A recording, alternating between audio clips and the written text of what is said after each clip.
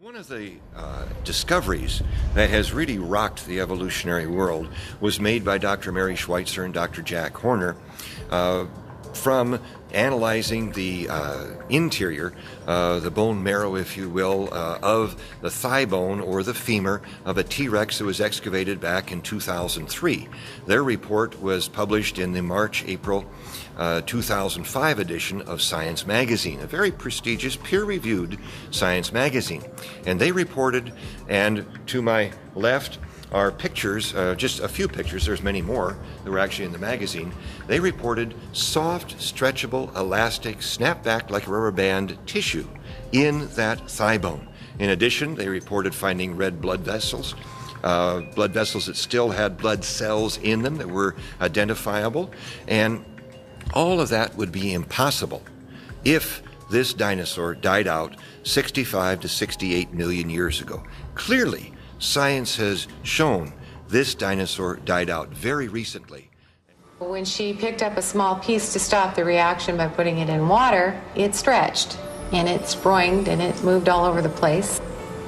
So we knew we had something pretty unusual. It appears to be soft tissue. When they look at neighboring parts of the bone, they're even more surprised. Out popped the blood vessels, and they were pretty incredible. And I said, I don't believe it, that's not possible. We need to do it again and again. It's one of those just goosebump-inducing scientific moments, that's all I can say. And they don't really happen very often. Blood vessels should not exist in fossilized bone. Many scientists believe organic molecules can't last more than 100,000 years. Yet Schweitzer's bone is 68 million years old. I think the presence of soft tissues and cells indicates there's a process going on that we didn't have a clue about. So I think it means that we have to kind of rethink the whole chemical process of making a bone turn into a fossil. By the way, did you notice she didn't say, we need to rethink the time? You know why? They won't rethink the time. They can't. They've got to have their millions of years or they can't propose evolution. She said, we'll rethink the chemical process, but not the time. Doctors Mary Schweitzer and Jack Horner are paleontologists. They study fossils. Specifically, they're interested in dinosaurs. In fact, I think you could call Jack Horner Mr. Dinosaur. I mean, he's probably associated with the study of dinosaurs as much or more than anyone else that comes to mind. Mary Schweitzer said that on one such test, she said she couldn't believe it until she'd done it 17 times. This is pretty thorough. So most people are understandably shocked, and that includes certainly evolutionists, that you should find what appears to be fresh marrow. Still soft, still with blood vessels, still with red blood cells. More recently, they've gone beyond that. Schweitzer, working with other investigators, have looked at the biochemistry of the marrow, and they have indeed found protein fragments. Now, not the whole protein, but protein fragments. Proteins usually don't remain completely undisturbed for a few thousand years, and of course we have no idea for 70 million.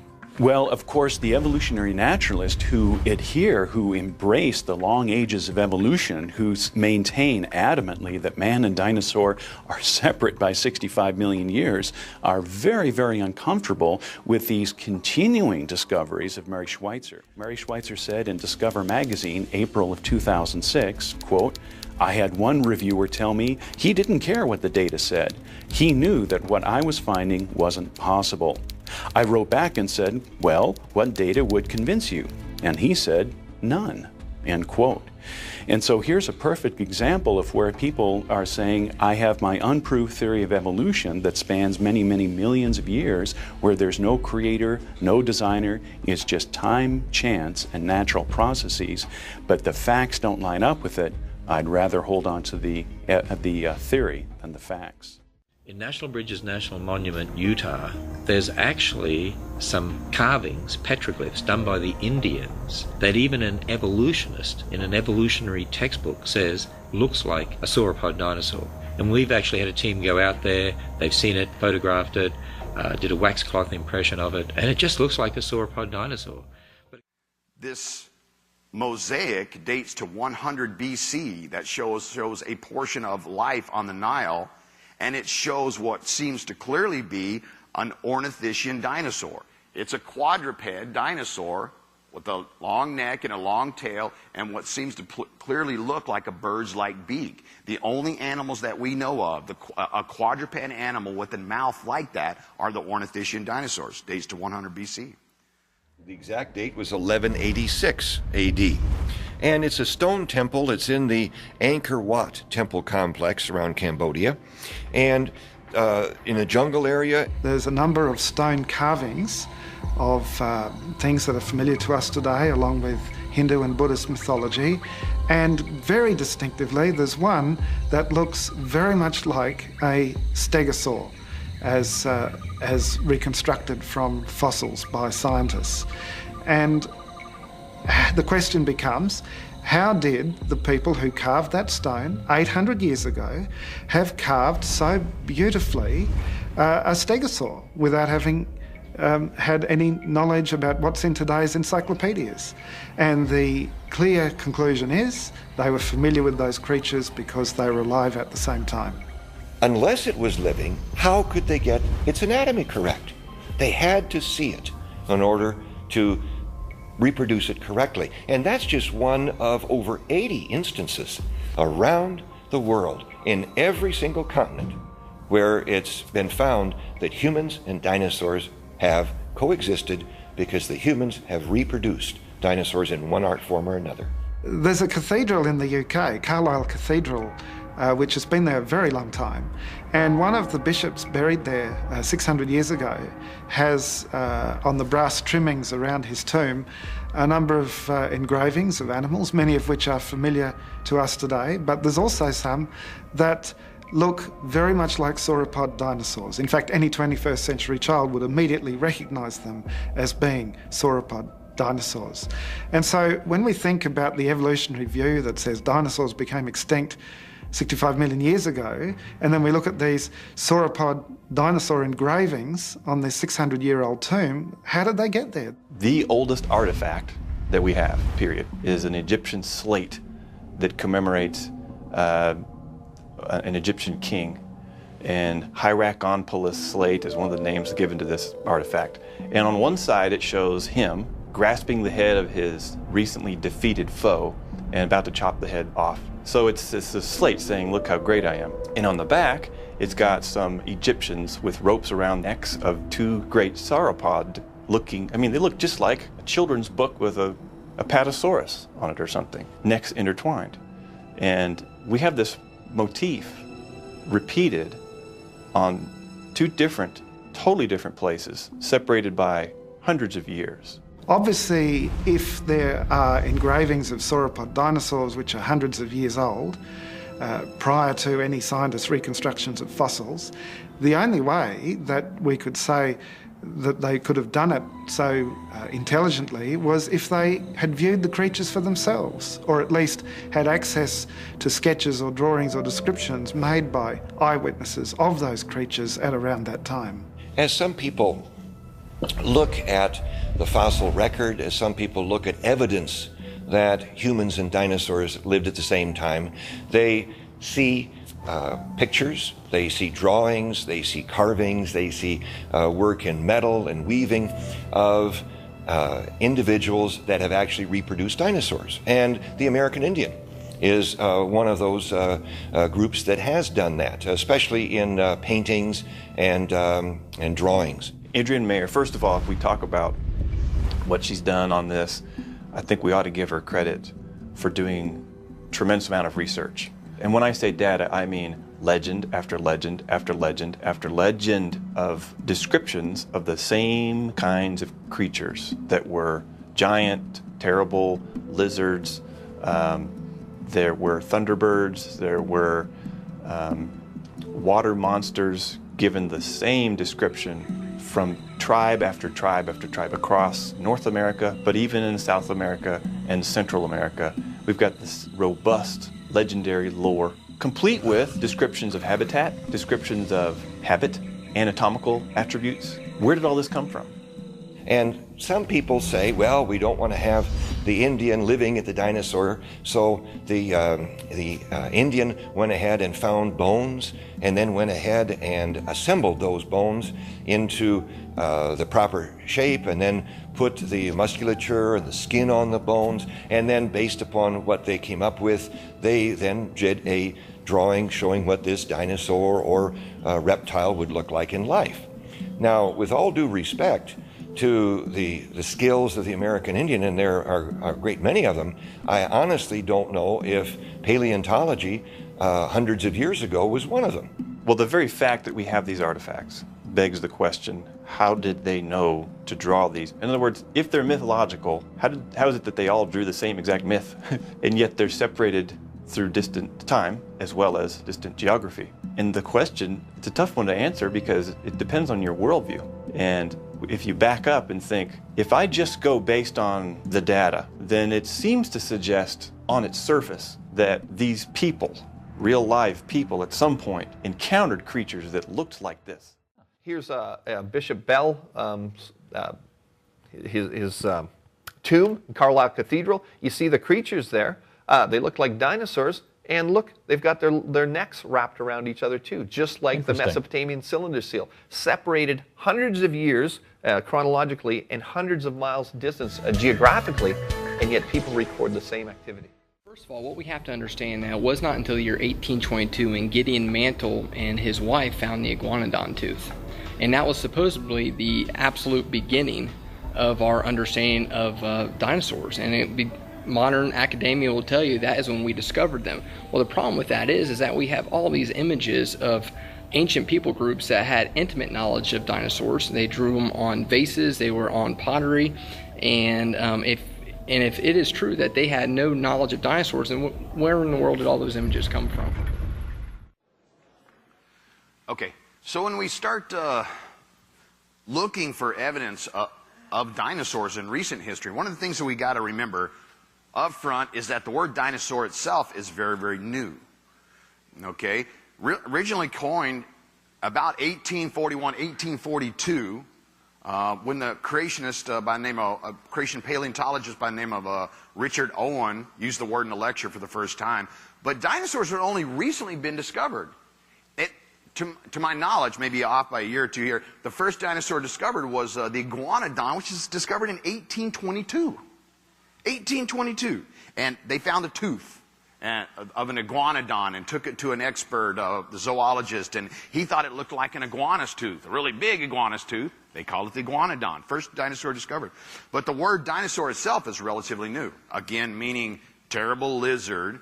But up until this word was coined very recently, 1840s, these animals, these kind of animals, were just collectively known as dragons. If people and dinosaurs have interacted, then there should be evidence of it. Right. Now, what's interesting is you will often see sometimes people equate dinosaurs with dragons. You've heard creationists say that before. There's dragon legends all over the world from virtually all people groups. They've described seeing these huge reptilian beasts, right, et cetera, et cetera. And this has been kind of mythologized.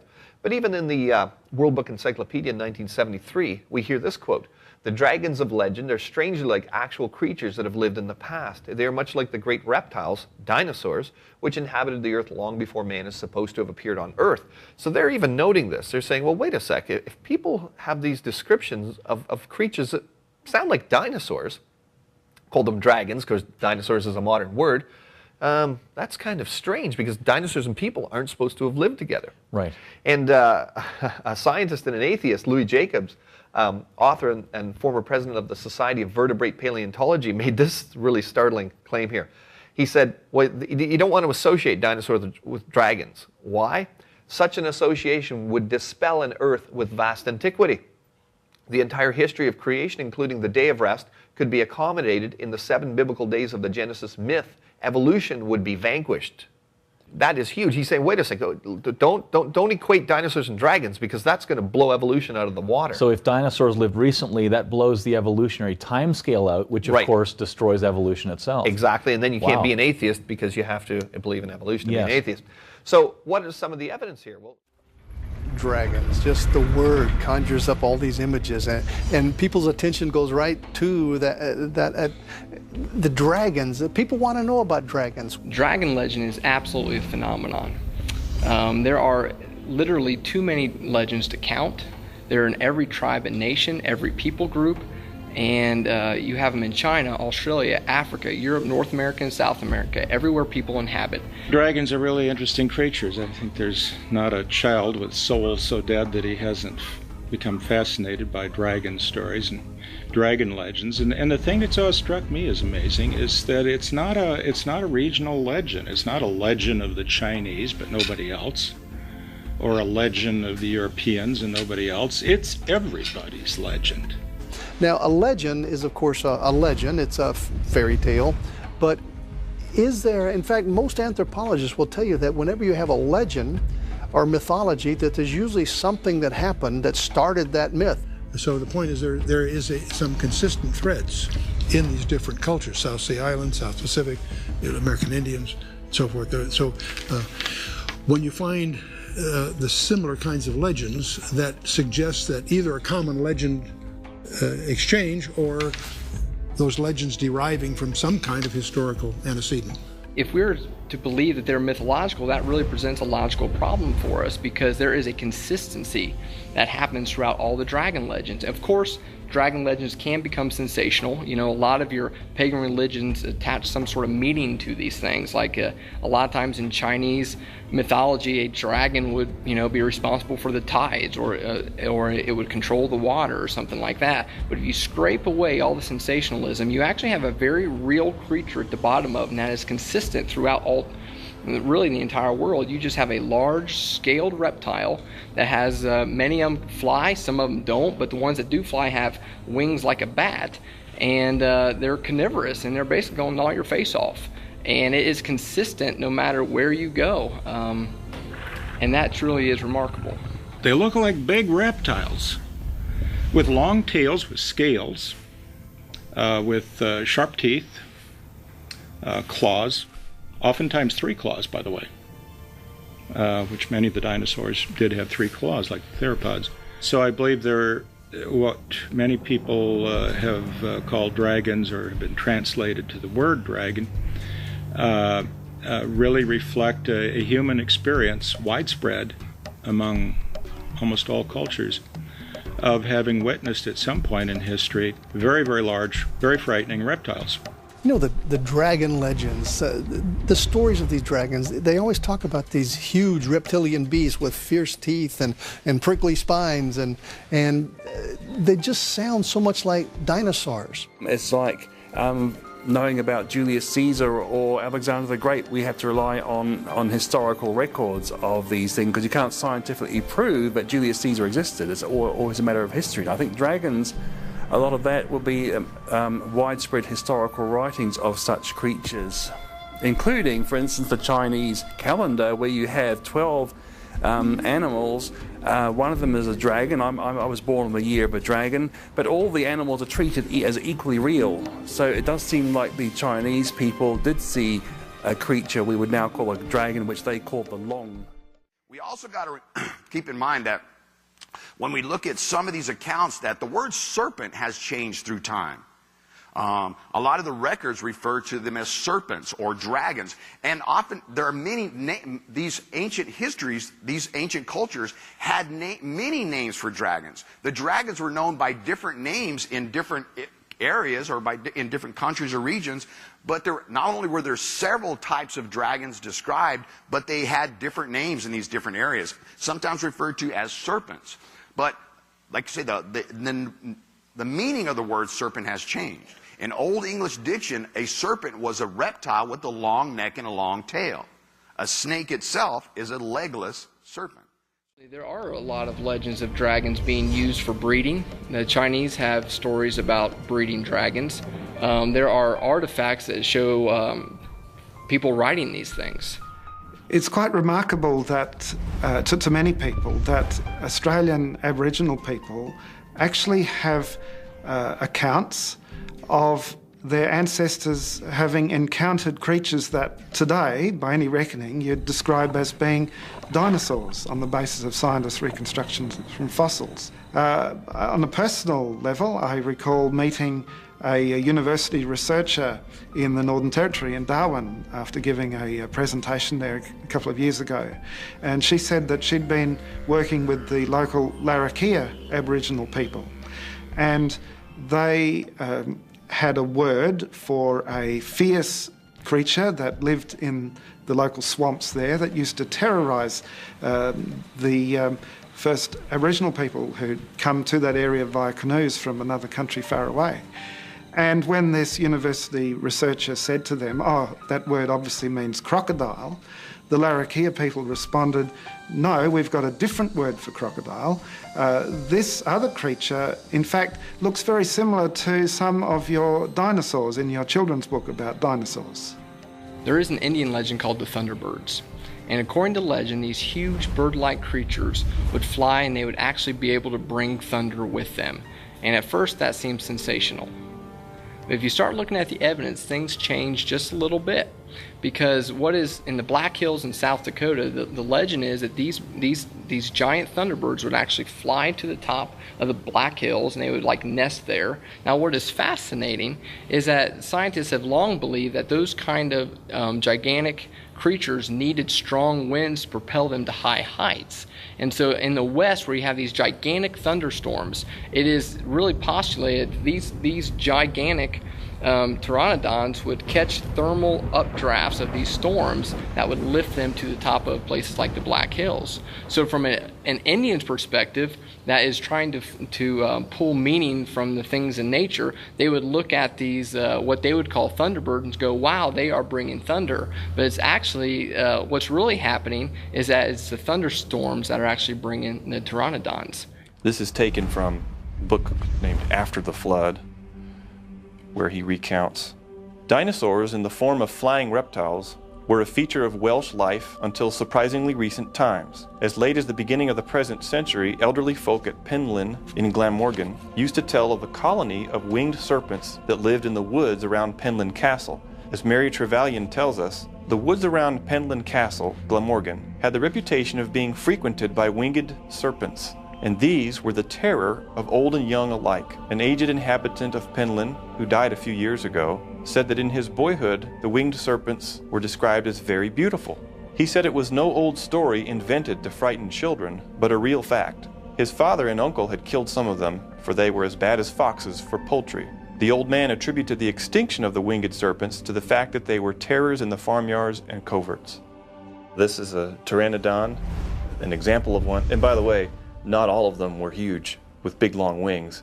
And in Beowulf, it describes two different kinds. One which had massive, huge wings, which we know existed from fossils, 30 foot and more wingspan. But there's another kind of winged serpent that was smaller, but it was just as much a pest. Not just in Beowulf, but in England and to the North American Indians and Central American Indians, etc. Interestingly, there's a Scandinavian king called Beowulf, and there's a very famous poem about his exploits. And if you read about his description of this big beast that he killed because it was terrorizing the villagers, it's a very accurate description of a Tyrannosaurus rex. Most people say Beowulf is entirely mythical because there's all these monsters in it. But if you read Beowulf, the poem, it doesn't say fairies and magic elves. It's talking about the Grendel. It's talking about a bipedal monster with giant mouth and big teeth that ate people, just like we might imagine a pteropod dinosaur might do. He first ended up slaughtering several dragons that were terrorizing shipping lanes, brought them out, laid them out for inspection, then took on the dragon that was terrorizing the Great Hall, a dragon that they called the Grendel, which is described as walking like a man or being like a man as if it was bipedal. Very stealthy, apparently, was able to sneak in and grab one of Beowulf's soldiers completely undetected on one occasion. And they eventually killed the Grendel, Beowulf did, by ripping one of its arms off. And if you think about these theropod dinosaurs, that was probably one of the most vulnerable aspects of these big creatures, was their little bitty arms. And it is said, at least one author suggested, that this was a known strategy for killing these big, formidable types of dragons.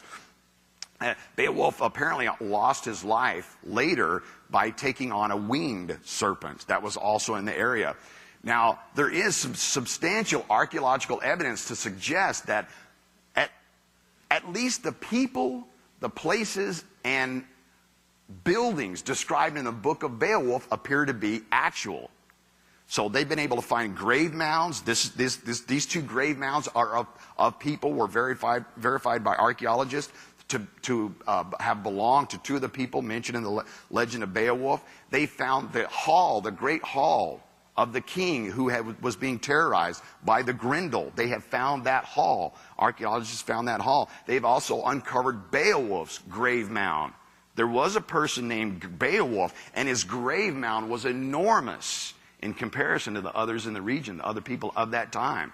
So a lot of archaeological evidence has established that Beowulf, many of the people, their relationships, the great halls, existed at the time and the place described in the epic Beowulf. So if the story of the dragon and that Beowulf killed is fictitious, an author wove an extraordinary amount of actual factual data into a fictitious story. It'd be very, very puzzling.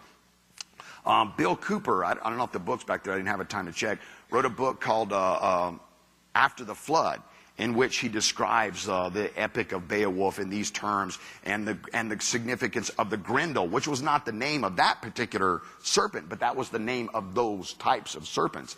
But he suggests that this carving that dates to between the 8th and 10th century BC, a Saxon carving, may actually show the creature that is called the Grendel in the Beowulf story.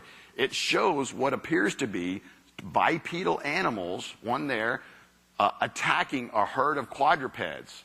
So this one seems to be turning around, looking at its attacker, but it's a huge bipedal animal that appears to be attacking another herd. Again, date between the 8th and 10th century.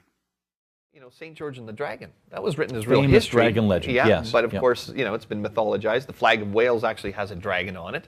Some of the biblical commentaries from several hundred years ago actually referenced people seeing dragons. Right. Very old books. Yeah. Yes. The Zodiac, the Chinese Zodiac, has all these animals that we readily recognize, modern, and it's got Real a dragon. animals, Yeah. plus a dragon. Why one mythological dragon? Marco Polo, you know, he was a well-known historian, and he describes seeing these huge reptilian beasts, these dragons.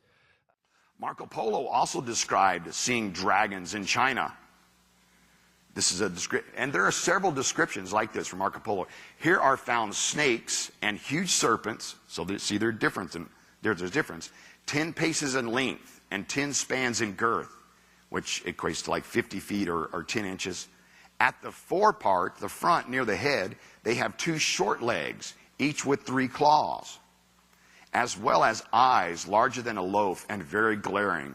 The jaws are wide enough to swallow a man. The teeth are large and sharp, and their whole appearance is so formidable that neither man nor any kind of animal can approach them without terror. Others are of smaller size, being 8, 6, or 5 paces long. What small arms up front? 3 claws? What is that? It's one of these, definitely one of the big theropods, right? One of these big beast-footed creatures. And very, very compelling. Alexander the Great also reported seeing dragons in 530 BC. When he was going through India, it was reported that the people of India were worshiping a great serpent that was living in a cave there. It is also said that one of his generals brought back a serpent. The gargoyle itself, the name that we apply to the water spouts that are placed on top of buildings is said to have been derived from a dragon that was attacking in a river in France. The story goes that, if I remember this correctly, a bishop ended up going out using a prisoner, managed to capture a dragon that was terrorizing this community, led it back into town, and when it got it back into town, the townspeople set upon it, killed it, burned it, and then mounted the head upon the cathedral. The head was later replaced by a sculpture, they ended up calling that sculpture what the dragon had originally been called. That was a gargoyle. But I should mention that creating water spouts like this that were carved after animals and even people goes back to the date of the Egyptians. So we've been creating these for long, long periods of time. But the name itself, the gargoyle name, seems to be derived back from this one particular incident with the dragon. There was a dragon in Poland in the 8th century. Krakow, Poland itself is named after a dragon, or after the king or person who killed a dragon there. The dragon is either called the Wawel dragon or the dragon of Krakow. This is a statue that's on the river near where the dragon's cave is reported to be. We can find them on flags. There are cities named after people, after either dragons or the person who killed a dragon. We find them on city seals. Every natural history book before the 1800s contains descriptions and, in cases, if possible, depictions of dragons. Okay? Now, whenever you see pictures like this, one of the things you got to do is overlook the fact that there are some oddities to it and look at it for the basic elements that it contains. Okay? Now, most dinosaurs had one of two types of mouths. Either they had big teeth, like a lion, or they had beaks like birds, okay? And so when people were describing these kind of things, they would tend to say, well, it kind of had a mouth kind of like a lion. And they would end up drawing, well, some guy that's going to draw that out doesn't know how to draw the rest of the head, except to draw the rest of the head also look like a lion. So I find a lot of these depictions end up having heads that look more like cats than what we would recognize. But I think it's from the description itself, from the type of teeth that they saw. It had teeth like a lion. But let's look at the rest of this. Now, this actually came from a real a record of a shepherd who had seen a dragon while out with the sheep. But look at this thing for what it actually has. A long neck and a long tail, 3 fingers, 3 toes, and look, it's got a crown-like structure on its head. These are the basic characteristics of most theropods. Okay? Long necks, long tails, 3 fingers, 3 toes, and a great many of them had what you would describe, if you saw this, to be a crown-like structure on your head. Now let's look back at that picture again, and instead of criticizing that poor shepherd, think about whether you would have been able to give a better description of that thing had you seen it. Huh? Would you have stood around and took notes of the kinds of color patterns and how the light shimmered off its scales and stuff? Man, you would have been boogieing the other direction, you know what I mean? But, I mean, and realistically, how far off was it?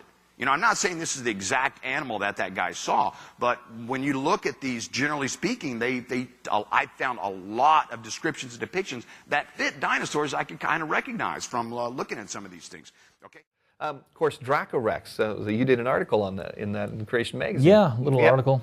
And what does it look like? I mean, even the people who funded it here, there's a little sign down there. It says it's a dinosaur that looks like a dragon. Well, that's what we've been saying all along. To make the connection between dinosaurs and dragons even stronger. I mean, here's a thing that looks exactly like a dragon.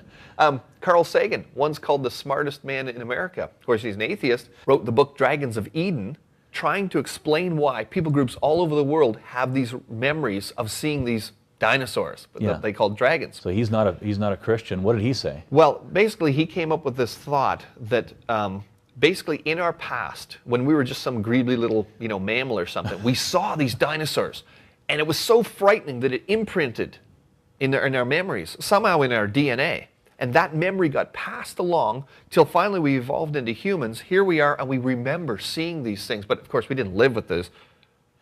I mean, that's preposterous. And that's what he said in his book. That's what he said in his book. Wow. He makes a connection between dragons. He says that many cultures have these legends and all that kind of stuff. So just astounding evidence. If you only had 1 or 2 stories that sounded a bit similar to dinosaurs, you could see it as just a coincidence. But when you have this universal theme right across the globe, many different continents, many different cultures, and over a vast span of human history, then there's probably going to have to be some universal core truth there. In fact, the late Dr. Carl Sagan, one of the most well-known of all the world's evolutionists, took it so seriously that he actually wrote a book called The Dragons of Eden to try and answer this question as to how come there are so many different stories of dragons that are very similar to the dinosaurs when no one's ever seen a dinosaur. And the answer he came up with in his book was essentially that, well, we evolved from reptiles, so part of our brain is a sort of a leftover of when we lived in the age of the reptiles, and so dragon legends are really, if you like, inherited memories from the age of reptiles. Now, there was an embarrassed silence from many of his evolutionary colleagues because, of course, there's no scientific credibility to the idea that memories are inherited. You know, that you might remember what some ancestor did when he was serving Cleopatra or something like that. But the importance of that little account was that one of the world's leading evolutionists took this issue so seriously that he tried to explain it, even though he didn't do a very good job. A much better explanation is that the Bible is right, that man and dinosaur did live together, and what we see are the somewhat corrupted legends, somewhat corrupted stories of a time when people and dinosaurs did really know each other. You know, it's funny how historians treat ancient history, because we've got a lot of ancient historians writing things that we take today as matter of fact, like, you know, this event happened, okay. But then when they start talking about some other things that they believed were true, historians will just discount it. Like, you know, Marco Polo's writing about dragons, Alexander the Great's talking about his giant lizard that frightened his army. And there's all sorts of other accounts in history as matter-of-fact accounts of great lizard-like beasts, and yet they're routinely discredited as not being true. You know, it is a misnomer that some of these dragon legends, or all the dragon legends, are just a product of opium-inspired pagan religions. I mean, that is not the case at all. What you have is you have actual historians. You have Herodotus, you have Flavius Josephus, you have Marco Polo that talk about dragons. Herodotus actually heard an account of flying reptiles, and he went and checked it out himself. And so, I mean, he showed the mettle of a true historian. 400 years later or so, you have Flavius Josephus, an incredible Jewish historian, also talking about seemingly the same creature. You have this flying reptile. You have Marco Polo that, after his journey to China, is describing a huge dragon. He calls it a dragon with this tail that is really dragging through the sand, leaving these marks. And we come to the point where we have to ask ourselves, are all these people just making this up? They're describing creatures that were not supposed to be alive then. According to evolutionary theory, that creatures like this were supposed to be separated by mankind for 65 to 70 million years. Yet, here we have respectable people writing in their history books, this is what I've seen, this is what I've witnessed. And they sound just like dinosaurs. Well, I think we should take the testimony of these very reliable historians. For the most part, I think that they were very candid in what they were writing about when it came to historical narrative. And if they were talking about these large, formidable creatures, I don't see why there's any reason to question that. If man and dinosaurs never lived together but were separated by millions of years, then we have to say all those ancients were mistaken. And I don't believe that we should accuse them of that, because they were intelligent people like you and I. The Bible does use the term dragons over and over again. It talks about ocean dragons, it talks about flying dragons, it talks about land dragons. And, you know, that seems to fit with these great reptilian beasts that include the dinosaurs. And it makes sense. If those things were so dominant on the planet before the flood, and certainly right after the flood, they would have made it into the history of the culture. In 1845, a newspaper in the town of Geelong in Victoria published a sketch of a creature that the local Aboriginal people had described as a bunyip. Common Aboriginal term for monster, it's often thought of as mythical, but this Aboriginal had big, deep claw marks across his chest, and the description he gave, presumably through an interpreter at the time, was the basis of this sketch in the Geelong Advertiser, and it looks very much like one of the duck-billed dinosaurs. In fact, some large bones were reported at that time that were fresh and were unlike any other creature that people were familiar with at the time. And 13 years later, on the other side of the world, a dinosaur was unearthed, and it was called Edmontosaurus. And when you look at a reconstruction of Edmontosaurus next to the sketch of the bunyip, drawn by the artist for the newspaper in Geelong on the basis of Aboriginal descriptions, the two are very similar. You have to interpret evidence of the present in relation to the past. And what I would say is this: there is very strong circumstantial evidence, because all evidence in relation to the past is like a forensic scientist. They're working with circumstantial evidence, is very strongly confirms the Bible's history that dinosaurs and people lived at the same time. We think many of your dragon legends could actually be stories about what we today call dinosaurs. The reason why you don't find the word dinosaur in the Bible is the same reason why you don't find words like computer or locomotive, because all of those words were invented in the English language well after the Bible was translated into English. The word dinosaur wasn't invented until 1841 by Sir Richard Owen, who was head of the British Museum. Before that, words such as dragon were used in the Bible. The King James Bible was first translated into English in 1611. So the word dinosaur is a modern word. There is a distinct philosophy that is able to be identified when you look at the King James Version of the Bible that was first printed in 1611 to the more modern translations in the English language like the ESV. In 1611, they used the word dragon 35 times.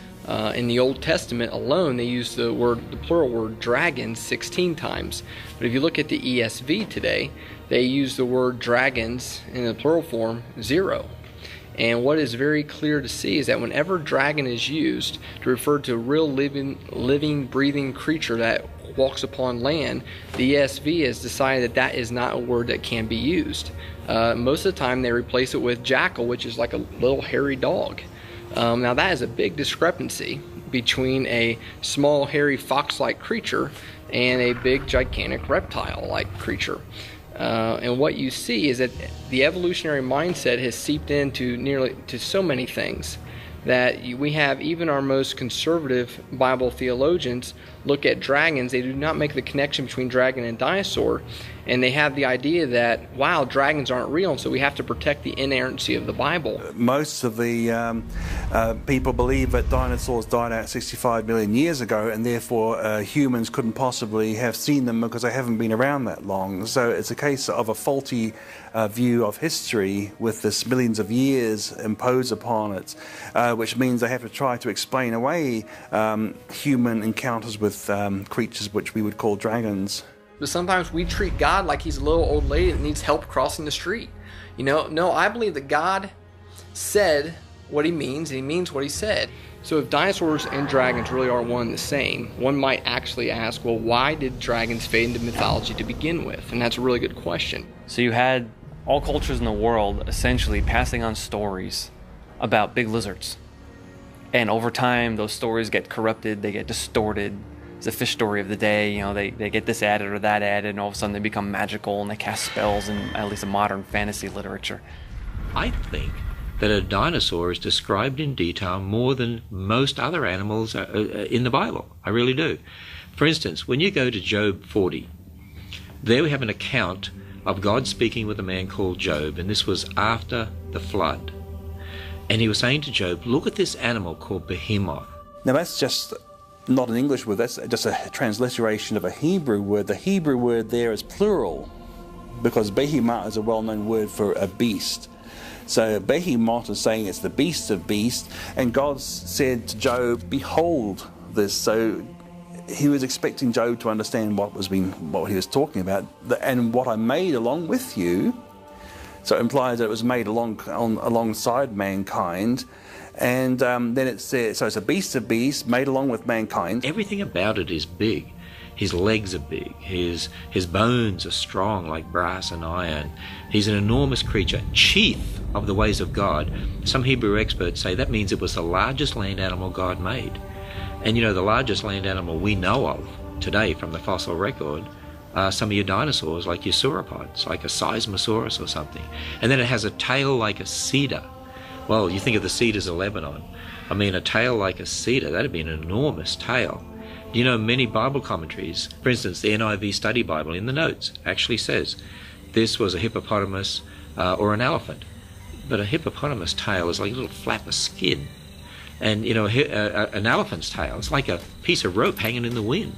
It's really difficult to know why many commentators, even conservative commentators, are unwilling to take the descriptions in the book of Job about this creature and to try to apply them to a hippopotamus or some other animal when the description doesn't fit.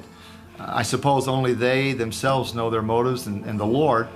Is it that they're afraid of looking foolish or, scientifically simplistic or whatever? But it is very clear that the description of the animal there in Job's book is not a hippopotamus. When we look at the description of that creature, it really does seem to fit with a brachiosaur or a patasaurus, sauropod type dinosaur. You read the description of behemoth while looking at a fossil at, say, the Pittsburgh Carnegie Mellon Museum of Natural History, and limbs like great bars of iron, That's exactly the way it looks. Doesn't mean the bones were made out of iron. It means they were just like great big bronze tubes and iron tubes and these big ribs, this immense belly, this big tail. I mean, we're clearly not describing a pussycat.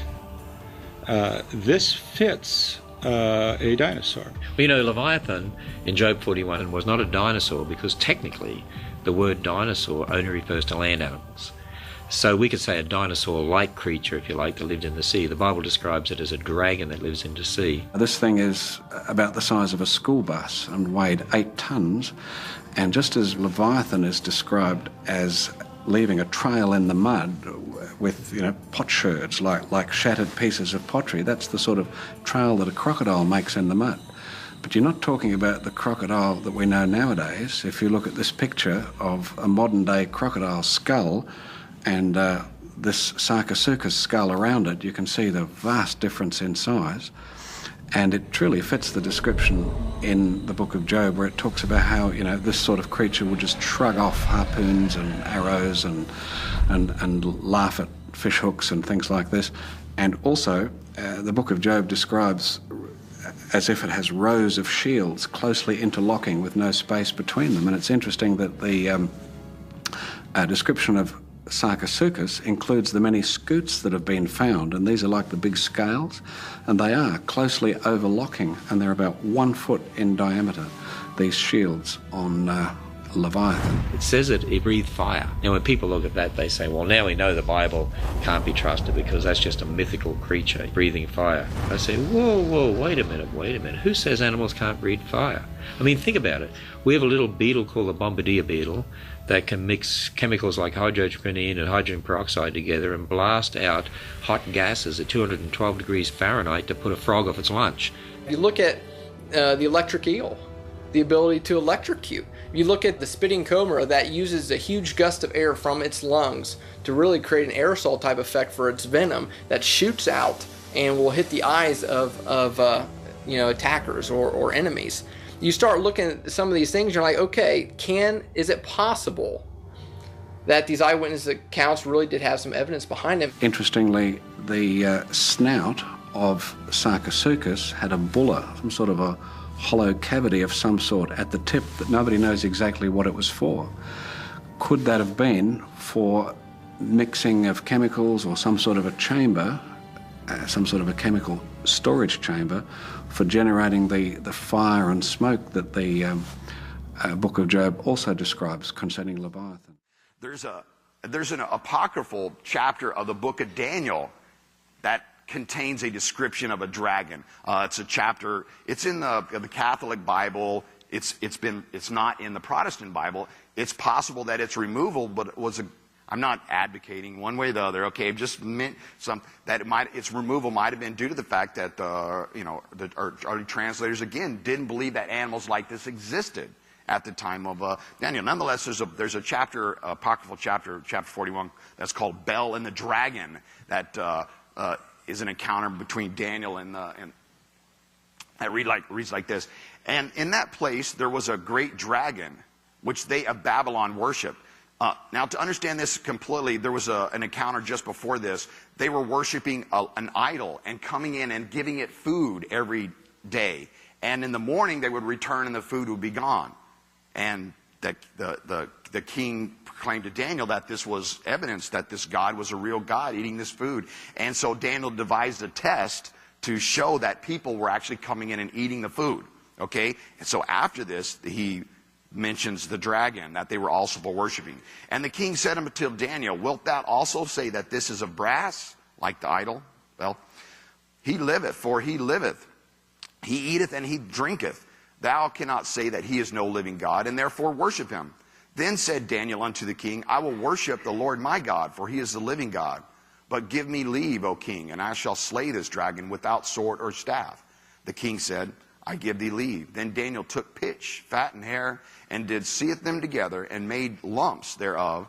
This he put into the dragon's mouth. And so the dragon burst in asunder. And Daniel said, lo, these are the gods ye worship. There is a dragon, an engraving, a carving of a dragon on the Ishtar Gate that was outside of Babylon that dates to 575 BC. Although very idealized, like many of the drawings we see, it does offer some substantiation that the people of Babylon may have worshipped these gigantic serpent-like creatures. In every single account of a dragon that I found, there was also within that account descriptions of the attempts to kill it or the slaughter of the thing. And that appears to be the common theme. And it tends to be reasonable, okay? What would happen to one today? Unless we had the wildlife agency jump on the thing and capture it real quick, if we saw one of those running around a couple miles from here, you know, a hunting party would be going out there quick trying to kill that thing. And that's what we tend to do. It wasn't long ago, I had a neighbor of mine, when his wife came because there was a snake in her front yard. And she wanted me to get rid of this snake. But she didn't want me to just get rid of it. She wanted me to kill it. Don't go, I went and turned it loose, you know, but she didn't want me to turn that thing loose out there where it's just going to come back. You kill that thing. You know, that's what we do.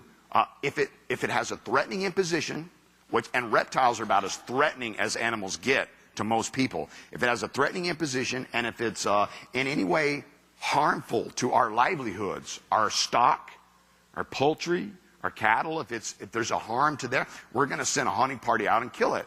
Okay? But I mean, there may be other theories as to why they killed the dragons. I don't know. You know, people in, I don't know. People eat lots of things. Maybe they taste like chicken. We don't know. We just don't know. But no, I think, this is very funny. But one of the best known accounts, there are a lot of people that were sainted for killing dragons. People became knights and saints for killing dragons. One of the best known is probably St. George. There are cathedrals built after St. George pretty much in every country in the world. I would challenge you to find one where there's not a cathedral built after St. George, one of the best known of the saints that had killed a dragon. But in looking into this, I found an extensive list. Now, this is not an exhaustive list. I just assembled this really, really quick of people who were sainted by the Catholic Church for killing dragons in the first 7 centuries AD. People that were sainted for killing dragons. And there were some interesting stories there. One of the ones that kind of caught my eye was one of them was even Martha of Bethany, who was Lazarus' sister, who apparently did move to France in a missionary capacity and died there and was buried in France. But according to the story, she was involved with the killing of a dragon that the people were afraid of, called a Tarrasque. And according to the story, she went out and fed the thing and gained its trust, led it back into town. Townspeople set upon it, killed the thing. And but the Tarrasque is still featured in some Corpus Christi processions, even today. It looks to me, if you look it, go look it up. I didn't generate a picture for you. But if you go look it up, it also has scutes on its back and a big club on its tail frequently. Looks very much like an ankylosaur again. I would think one of the last probably surviving members. Now, when I started looking up, I found so many accounts of people who were sainted or missionaries. This thing caught my eye, and I kind of questioned, why would a Christian take it upon themselves to kill one of these creatures? You know, and I think there was obvious reasons for it. A missionary, a person that was trying to spread the gospel, the word of Christ, would reach some village, and everyone was afraid of these. There's some serpent out there, and everyone was terrified of this thing. Around these creatures, there tend to be a lot of superstition. They tend to refer to these in very superstitious terms, and idolatry. Okay, and I think trying to help this culture, trying to gain their trust, lead them to Christ, that would be the natural thing that they would do. They wouldn't be afraid of this thing. They have superstitious tendencies. People that believe in Jesus don't tend to have those superstitious tendencies, would have been less afraid of the creature, would have gone out and, Martha may not have known that the people would have killed it when she brought it back in. And I'm not sure, can actually say for certain whether that tale is actually true, but you can go in and look it up. I also found lots and lots of engravings like this. This is a picture of what appears to be the lion described as Christ killing a basilisk. Remember, the basilisk was one of the ones that was kind of quadrupedal, had the crown on its head, probably an ankylosaur. But this is the lion of Christ killing a basilisk. This engraving on a cathedral in Austria dates to 1100 AD. We also got to note that many of the descriptions in the Bible that refer to dragons or serpents aren't favorable. The one in the Garden of Eden, number 1, Satan was the embodied a serpent. Okay? Also in the Revelation, you hear of Satan referred to as a dragon. And there was a war in heaven.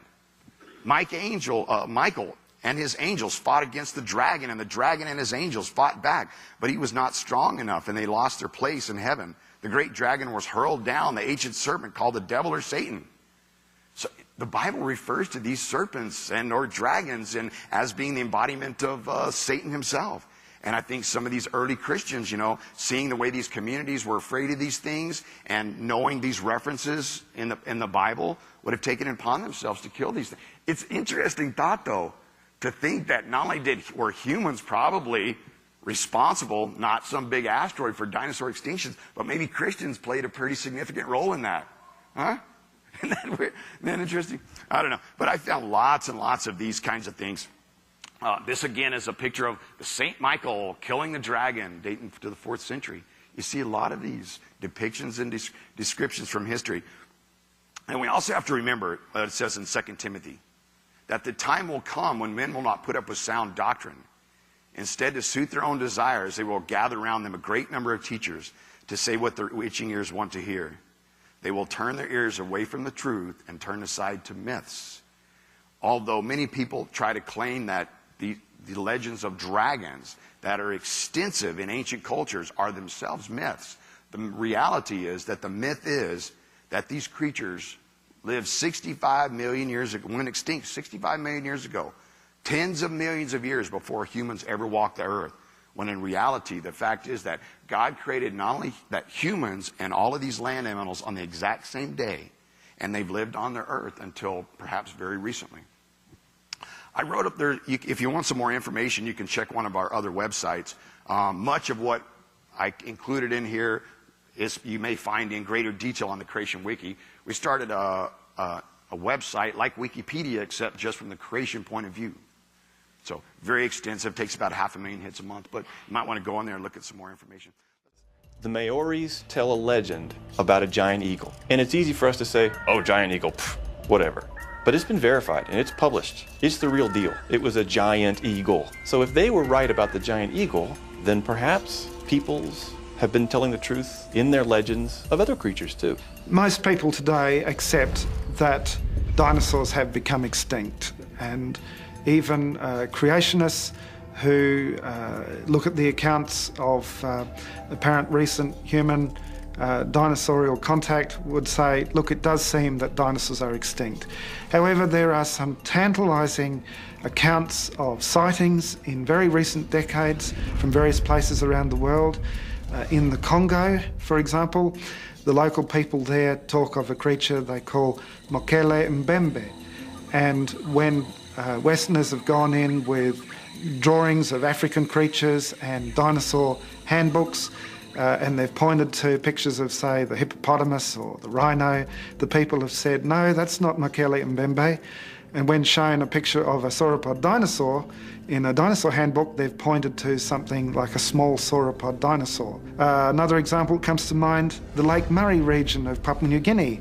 There were people there out in a canoe, and as they looked under their canoe, they saw a large creature swim under the canoe that had what looked like triangular plates extending down its back and all the way down its long tail. And the people speak there of large nesting sites adjacent to the water's edge, which have been clearly left by a large creature. There are a lot of things that over the years have been found that were thought to have been extinct. some mammals, some fishes, some plants. The coelacanth was the classic example from the early 1900s. The Wollemi pine, which was discovered in the later 1900s. So there's a lot of things that pop up that no one thought everyone thought went extinct. But it turns out that they're still here and they're essentially unchanged from the way they were supposedly millions of years ago. And also there's an Australian living fossil that's very well known. It's called the Wollemi pine. And it was found in a very isolated part of a conservation reserve near Sydney in New South Wales.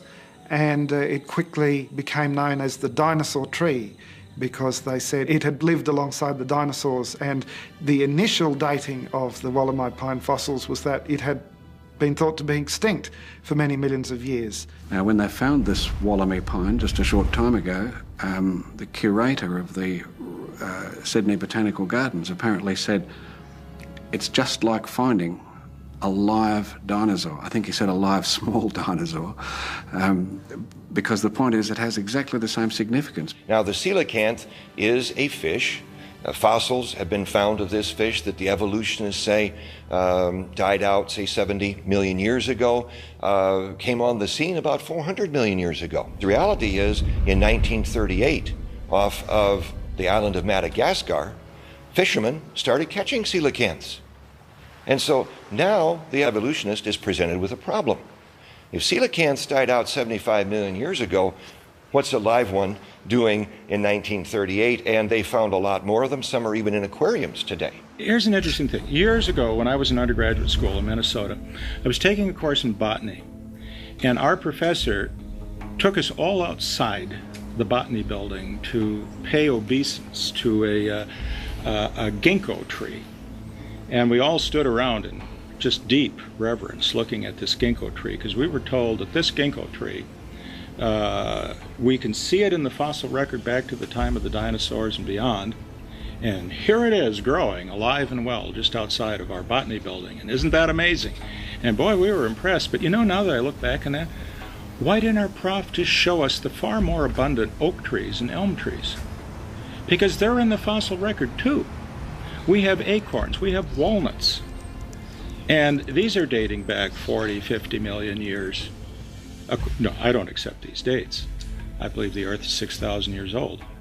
But if you're going to accept these dates, we have a tank here in the Creation Museum that is full of native Kentucky aquatic creatures. Sunfish, which have been found, the good old sunny you fish for, you know, if you like to fish.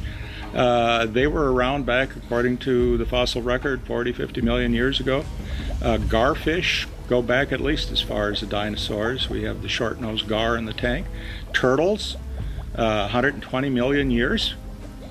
Bats, 60 million years, 50 million years, and they look just like the bats do today. Amber is what I call a time capsule. It is some amber is supposed to be up to 50 million years old, and quite a bit of amber has what are called inclusions in it.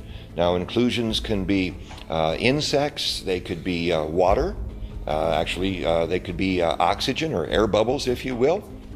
And the reason I call amber a time capsule is, lo and behold, when we find, for example, ants and termites, we've even found the pine bark beetle that is decimating the forests in the Rocky Mountain West.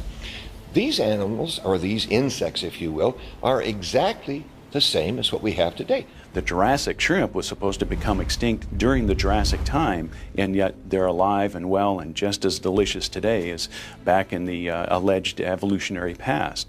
And so these living fossils, I think, are clear testimony to the youth of this Earth. Evolution is this idea of survival of the fittest, which really means extinction of the unfit.